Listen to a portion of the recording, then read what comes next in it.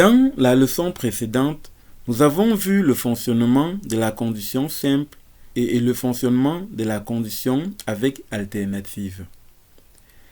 À partir de ces deux structures, nous pouvons déjà établir que le principe des structures alternatives est de placer l'exécution des instructions sous condition, de sorte qu'un bloc d'instructions ne soit exécuté que lorsque la condition la concernant s'est avérée vraie.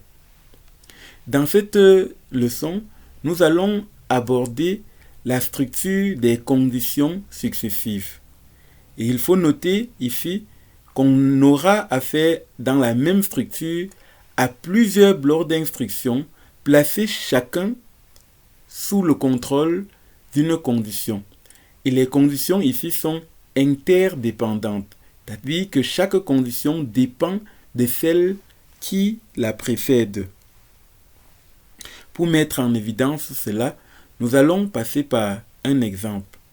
Nous allons écrire un algorithme qui prend la note d'un élève et qui indique la décision le concernant. La décision en question pourra être admise si la note de l'élève est supérieure ou égale à 10. Elle peut être redouble si la note de l'élève est comprise entre 7 et 10 avec 10 exclus, ou elle peut être exclue si la note de l'élève est inférieure à 7, strictement inférieure à 7. Allons-y. Nous allons commencer par donner un nom plus explicite à notre algorithme. Nous allons l'appeler décision. Pour établir la décision, nous aurons besoin de la note de l'élève. Nous déclarons donc une variable note pour stocker la note de l'élève. Cette variable sera de type nombre. Dans le code de l'algorithme, nous allons demander à l'utilisateur de donner la note de l'élève. Donner la note.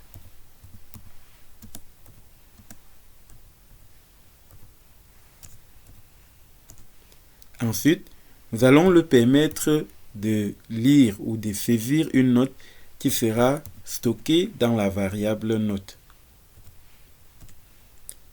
Maintenant que notre programme connaît la note de l'élève, il est question d'évaluer pour savoir si l'élève est admis, s'il redouble ou s'il est exclu.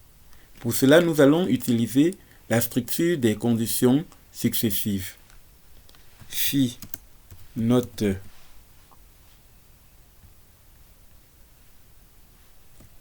est supérieure ou égale à 10,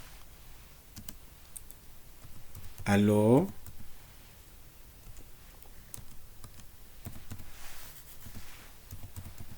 écrire à la ligne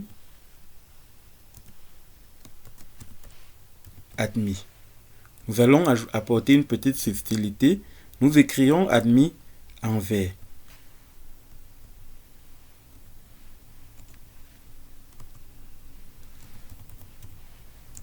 Sinon, si encore, et c'est là la subtilité de cette structure, il peut y avoir autant de sinon si que l'on souhaite mettre dans sa structure. Sinon si la note est supérieure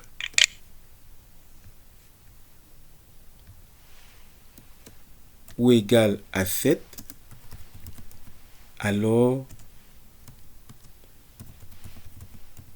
écrire à la ligne redouble. Nous allons écrire ceci en bleu.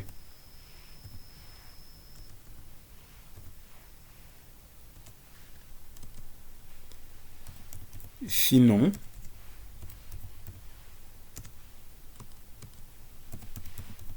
écrire à la ligne exclu. Et nous écrirons exclu en rouge.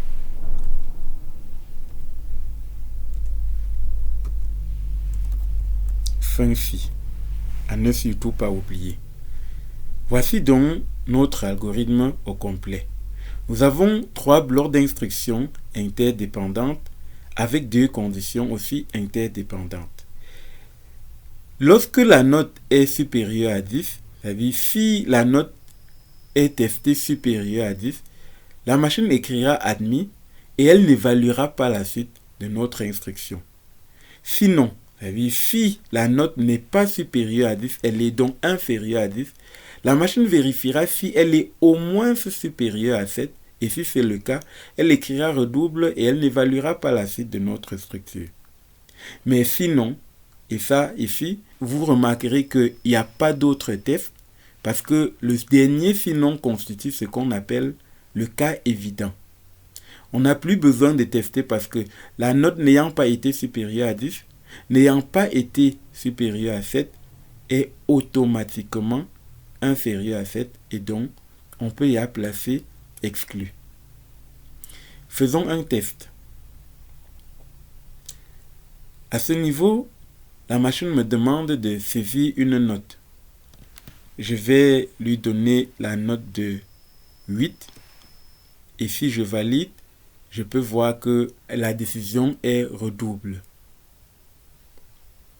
Remarquez aussi la couleur bleue qui a été respectée. Nous allons passer à une seconde exécution de notre programme. Et cette fois-ci, je vais donner la note de 14. Et si je valide, notre décision est admise. Effectivement, 14 est supérieur à 10.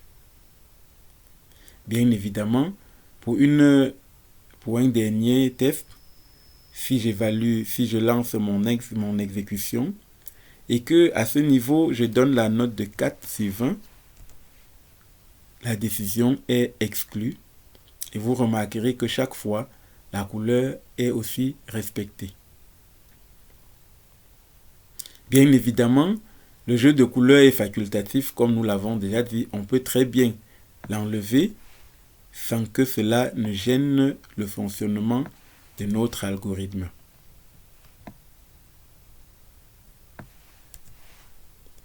Si j'exécute cet algorithme en l'état, à ce niveau, je donne 9. Le candidat redouble effectivement.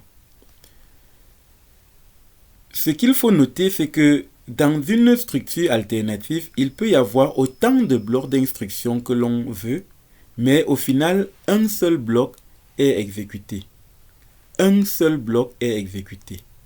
C'est ce qu'il faut noter d'a priori, parce que au final, une seule condition correspondra à ce que l'on a recherché, et dès que la première condition est retrouvée, la machine exécute le bloc d'instruction correspondant et elle s'arrête net à ce niveau, elle n'évalue pas la suite. J'espère que cet exemple vous a permis de comprendre le fonctionnement de la structure des conditions successives. À bientôt dans la prochaine leçon qui va nous introduire la structure des connecteurs.